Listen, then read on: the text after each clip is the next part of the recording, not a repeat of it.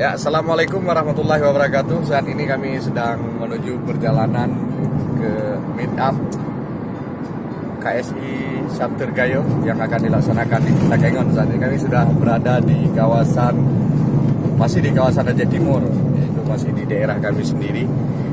Masih dalam perjalanan, kita lihat sangat serius, yaitu Syarifah Sukulub yang lagi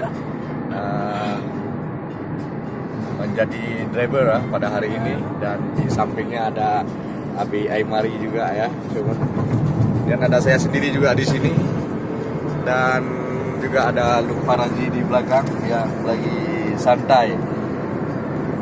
Rombongan kami ini dari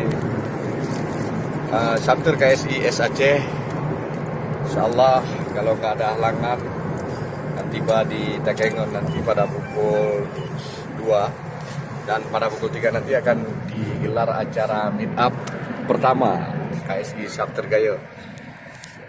Di sana juga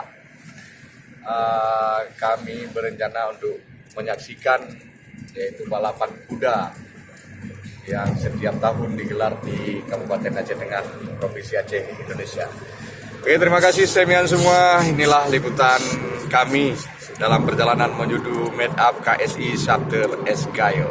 Assalamualaikum warahmatullahi wabarakatuh.